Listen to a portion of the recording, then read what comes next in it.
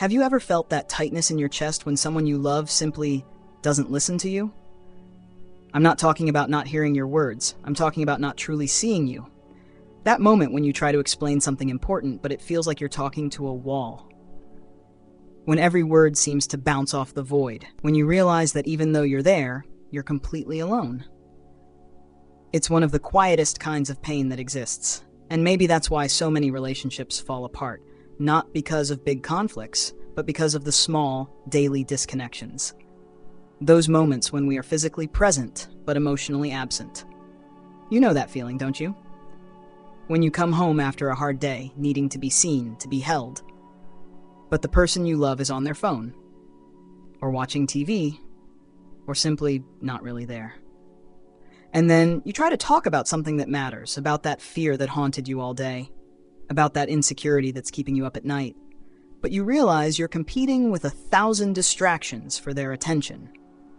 That's when you feel most alone in the world. Carl Rogers spent decades studying how humans truly connect. And one of his most revolutionary insights was this: the quality of our presence determines the quality of our relationships. It's not about communication techniques. It's not about knowing what to say. It's about how you are when you're with the other person. Rogers noticed something that changed everything. When we offer someone our genuine presence, we create a sacred space where that person can exist without masks. Mindfulness is not just a meditation practice. It's a way of being in the world. It's the ability to be truly present, not only with what the other person is saying, but with what they are feeling. It's recognizing that behind every angry word is a heart that longs to be understood. Behind every heavy silence is a soul that needs to be seen. When Rogers spoke about empathic listening, he was describing a kind of presence that goes beyond words. A presence that allows the other person to feel seen, understood, and held in their deepest humanity. Think about the last conflict you had with someone important. Were you truly present with each other? Or were you both defending your positions, planning your next reply, trying to prove you were right? The difference between a relationship that grows and one that withers lies in the quality of presence we offer. And this is where mindfulness becomes revolutionary, not as another technique to add to your list, but as an invitation to return to what is most essentially human, to be present with the ones we love.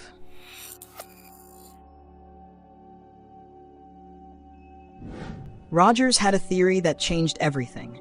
When we feel truly accepted, we naturally become more open and authentic.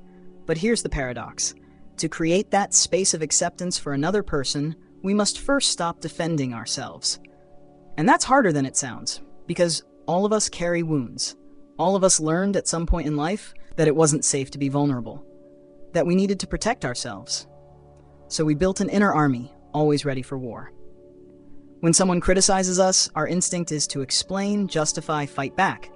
It's like we have invisible sensors that detect any threat to our image, to our ego. Have you ever noticed how a simple comment from your partner can make you explode? You always leave things for later. Boom. Defense system activated. And then you spend the next 10 minutes explaining why you don't always do that, listing exceptions, digging into the past to prove them wrong. But while you're defending yourself, something terrible happens. You stop listening, and they stop feeling heard. Mindfulness invites us to do something radical. Pause. Not to be passive, not to accept everything, but to create a space between what we feel and how we react. Rogers called this the space of choice. That split second where we get to decide who we want to be in this moment. Imagine this scene. Your partner comes home stressed from work and unloads their frustration on you. Your first impulse is to defend yourself, to explain that you had nothing to do with it. But what if you paused for just 2 seconds?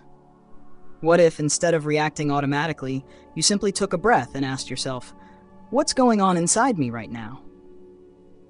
You might notice the tension in your chest, the urge to strike back, the fear of being unfairly blamed, the anger of being treated like a punching bag.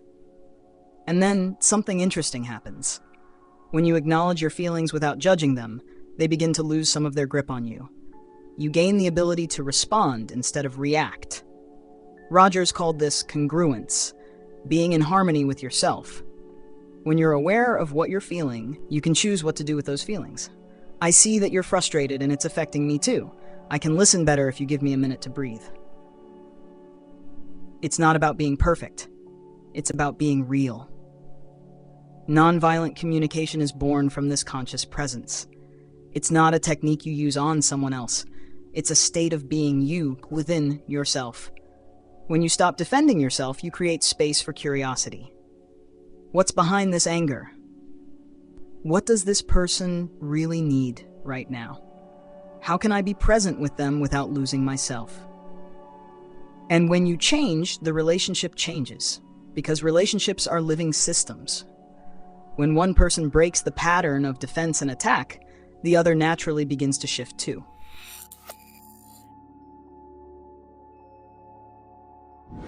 Here's a truth that might sting. Most of us don't really know how to listen. We think listening means waiting for our turn to talk. Or worse, we listen to find a solution, a piece of advice, a way to fix the person. Especially men. If you're a man watching this, you probably know what I mean. Your partner comes to you and shares a problem at work. And wanting to help, you immediately start offering solutions. Why don't you talk to your boss? You should look for a new job. If it were me, I'd do this. And then she explodes. I just wanted you to listen. And you're confused. You thought you were helping. Rogers discovered something revolutionary. People don't need to be fixed. They need to be understood. There's a huge difference between the two. When you listen to fix, you're unconsciously saying, "You're broken, and I know how to fix you." When you listen to understand, you're saying, "You matter, and I want to understand your experience." That difference changes everything, because when someone feels truly understood, something magical happens. They start to understand themselves. And when people understand themselves, they often find their own solutions.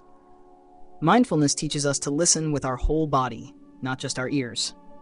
You notice the person's body language, their tone of voice, the heavy pauses filled with meaning, what they don't say. But most importantly, you notice what's happening inside you while you listen. That urge to offer advice? Breathe through it.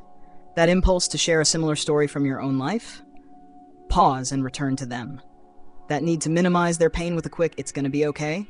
Notice it and resist. Rogers used to say that when we offer someone our genuine presence, we become like a clear mirror. The other person sees themselves reflected, without distortion, without judgment. And it's in that mirror that they find their own wisdom. Nonviolent communication teaches 4 simple steps: observe, feel, need, request. But before any technique, there's a deeper requirement: presence. To be truly there, with the other person and with yourself. Rogers didn't train therapists with complex techniques. He trained them in something simple: how to be with someone in a way that makes them feel deeply accepted. When someone feels truly heard, they begin to trust themselves.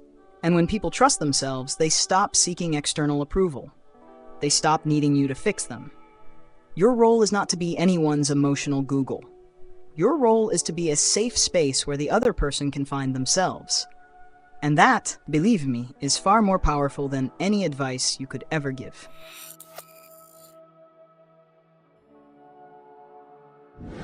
Rogers had a quote that forever changed my perspective.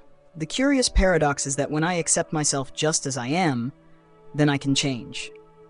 The same is true for relationships. When you stop trying to change the other person and start being truly present with them, something transforms. It's not magic, it's biology. Our nervous system recognizes authentic presence. It recognizes safety. And when we feel safe, we naturally open up. It's as if we had invisible sensors that detect, this person is really here with me, versus this person is here physically, but mentally somewhere else. Have you noticed how young children have this ability? They know instantly whether you're truly present or just pretending to listen while scrolling through your phone. And they always choose the person who's really there, because presence is what nourishes us. It's what makes us feel alive, seen, important. But here's the challenge. Real presence takes courage. Courage to feel what you're feeling without needing to act immediately. Courage to sit with someone else's pain without trying to fix it. Courage to be vulnerable instead of trying to be right. because it's much easier to hide behind logical arguments than to admit you're scared, sad, or insecure. Mindfulness gives us that courage, not because it makes us invulnerable, but because it makes us intimate with our own vulnerability. And when you know your own wounds, you can sit beside someone else's pain without getting lost in it. Rogers discovered that every human being has a natural force he called the actualizing tendency, a kind of inner compass always pointing us toward our highest potential. But that tendency only emerges in an environment of genuine acceptance. When you offer true presence, you are creating that environment. Nonviolent communication blooms in this fertile soil of conscious presence. You can say, "When you yell at me, I feel afraid because I need to feel safe at home. Could you tell me what's going on in a softer tone?" It's not about being right or wrong. It's about being real and creating connection. It's about honoring your own feelings and needs while also honoring the other person's. Rogers believed that each person carries within them the ability to grow, to heal, to become more fully themselves. But we need at least one person who believes that too. Someone who sees us beyond our defensive behaviors. Someone patient with our process. Someone who is present with us as we discover who we really are. When you become that person for someone else, you're not just saving a relationship, you're allowing two people to become more fully themselves, together.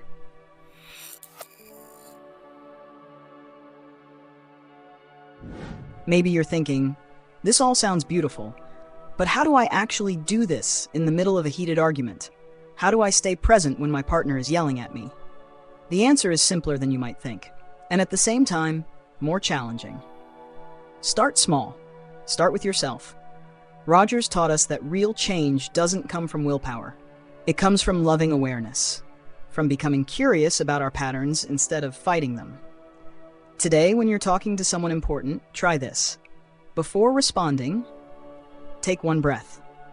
Just that. It's not about perfect technique. It's about conscious intention. In that breath, ask yourself, what am I feeling right now? What does this person truly need from me in this moment? Sometimes the person needs to be heard. Sometimes they need to be seen in their pain.